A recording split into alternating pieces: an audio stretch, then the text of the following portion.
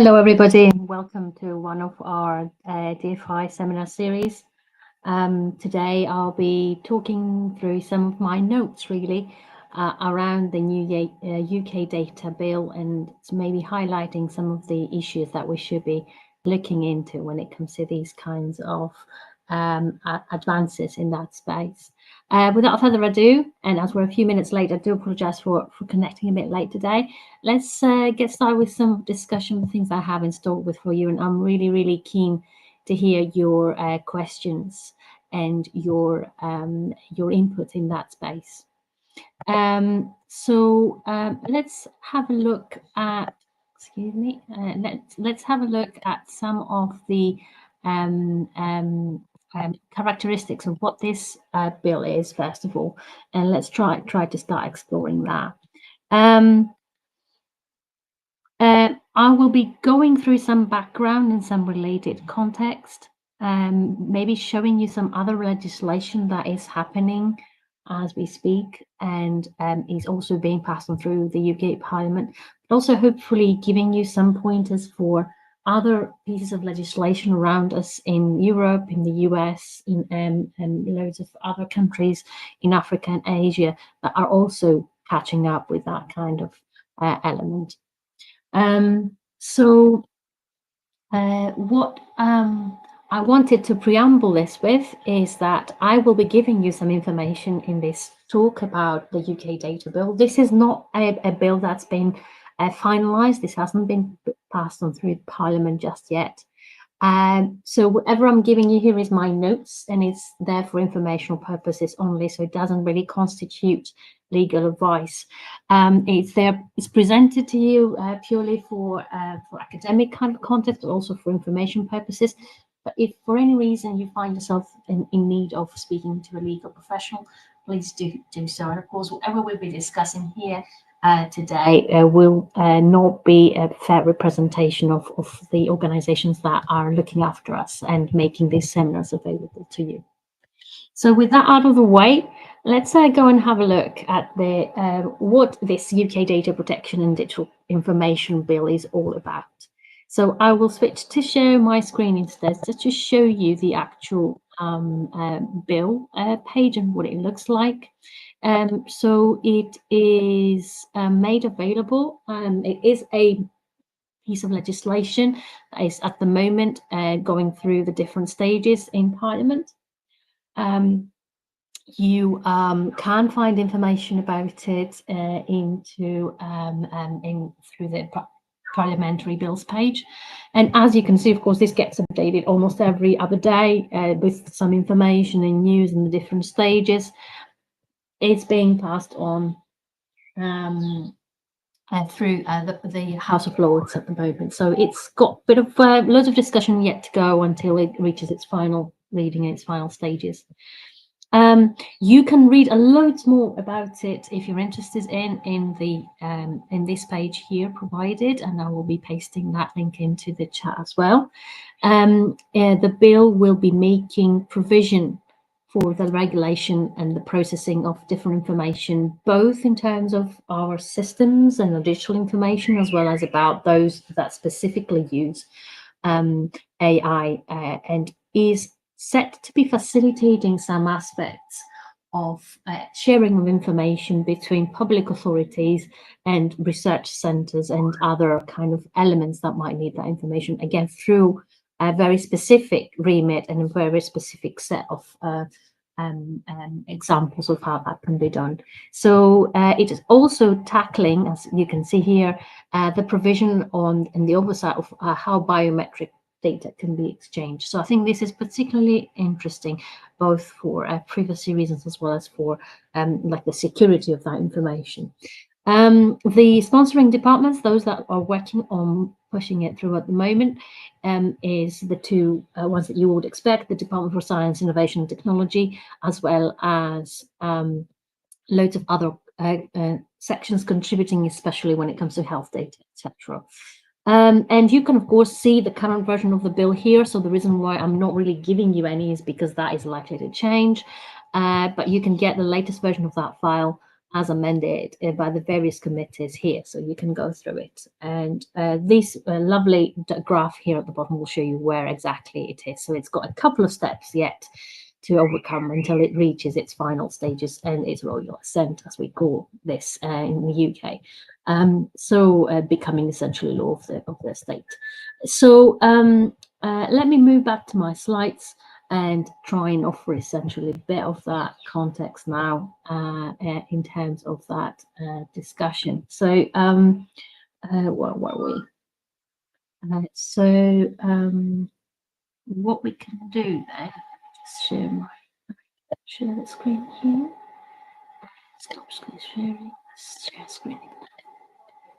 So that would be this one.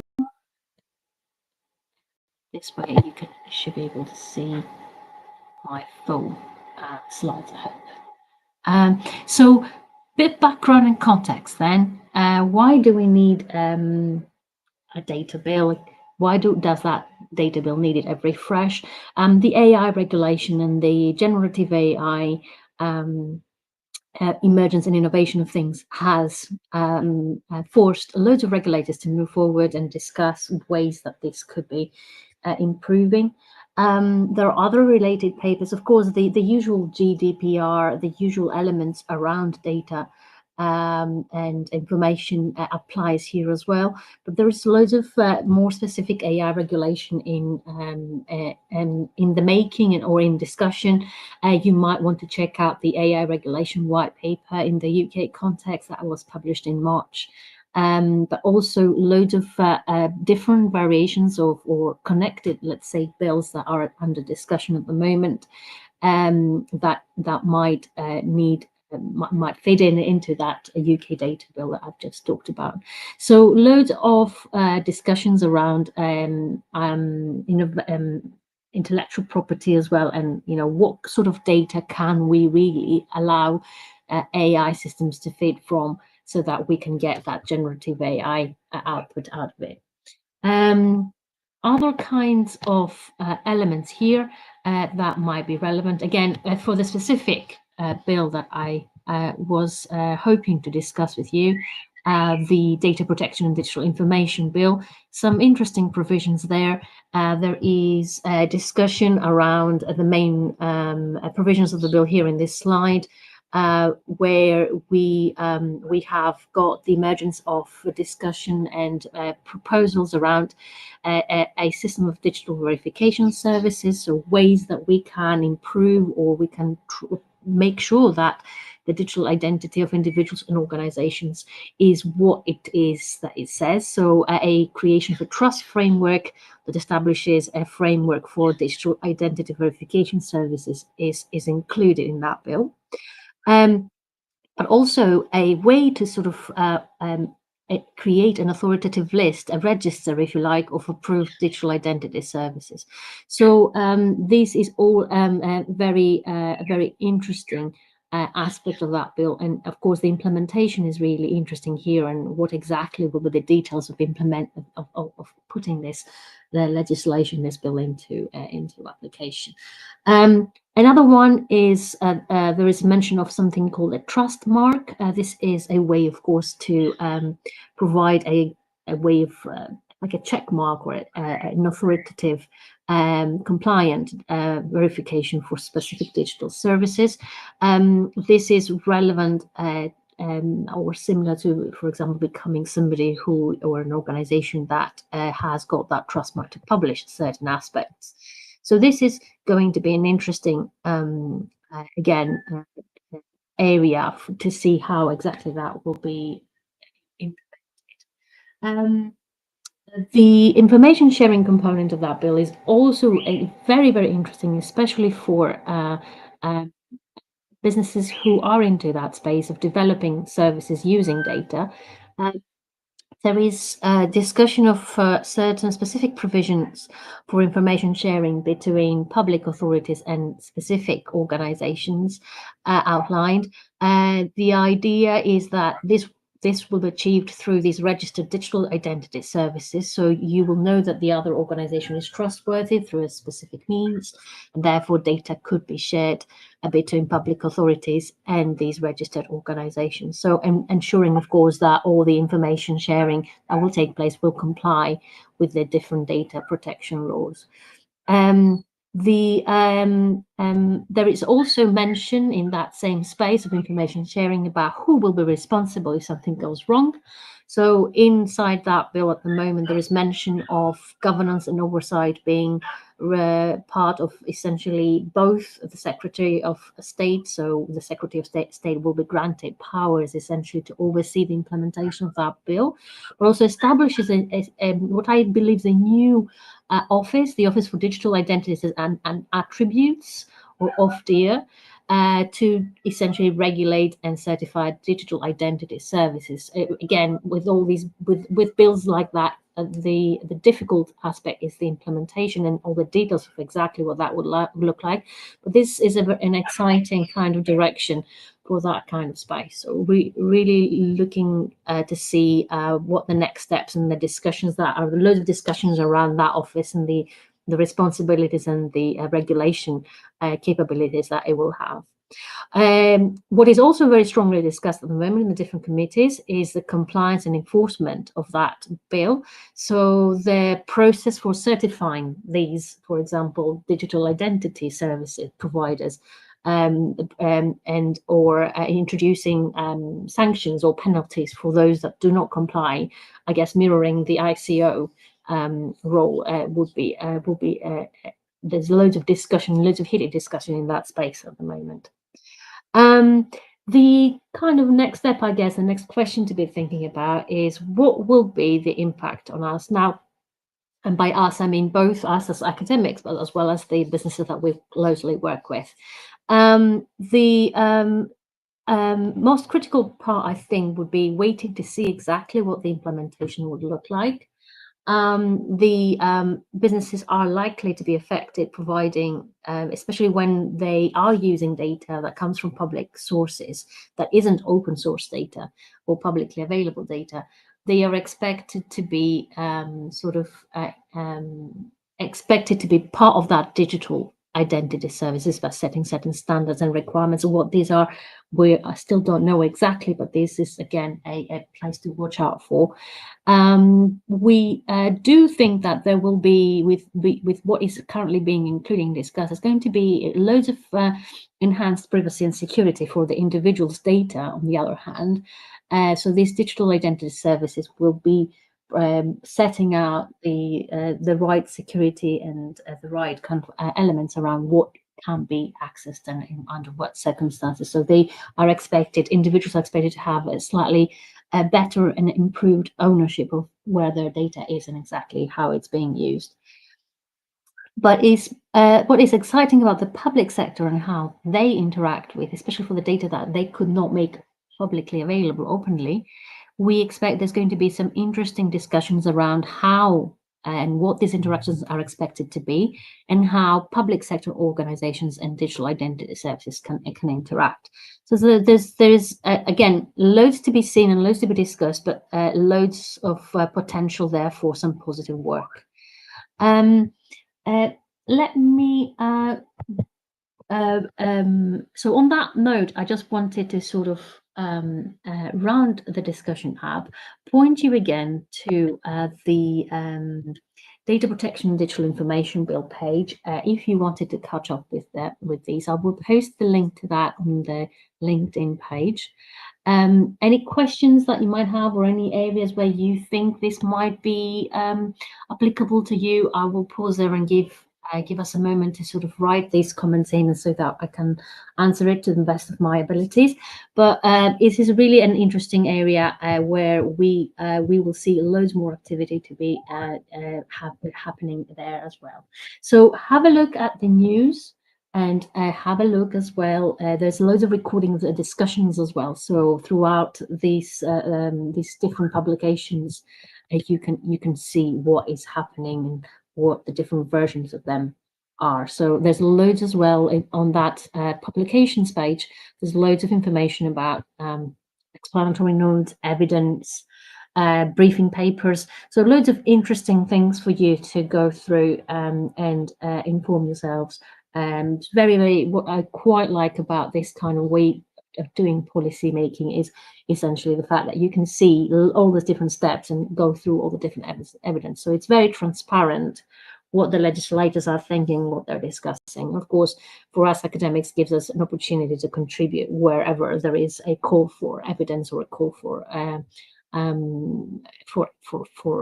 further information that's sometimes requested from them. So I'll pause there for a few seconds, give you the opportunity to write in these comments in, and then I can pick them up and discuss them.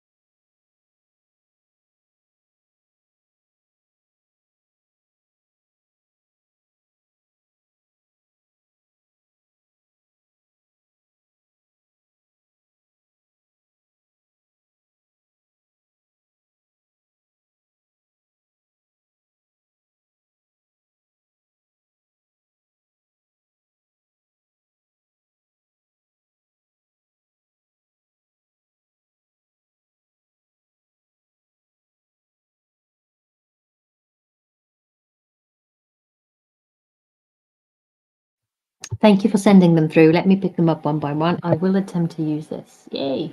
Hello. So, am I expecting to see any significant changes to the bill? I don't think so at this stage. Usually, because of how much evidence they've considered, what might be the case here would be some redefinitions of the wording. So usually, when a bill reaches this stage, it doesn't change as much in terms of the actual content and the essence of it. So what is likely to change at this stage is the details of implementation. So, for example, all the things I mentioned around the different bodies that were supposedly included in and mentioned in here are unlikely to change. However, this is still under discussion, so there's still room for improvement and or for further details to be sort of outlined and detailed. Oh yes, absolutely. Mike is making a very important comment there. It will be interesting to see the as with everything, the conceptualization and the writing into a bill is very important, of course, and recognizes the need for these to be updated, but also the interpretation and the application is what really matters here. So I think it will come down to how all these different bodies will be implementing things, and of course how they will be interacting with the existing bodies and making things move forward or not for certain aspects. So yeah, absolutely, the implementation is where the importance will lie there. Any more questions? Send them through. Thanks very much for those for contributing. I'll just go back to my previous view.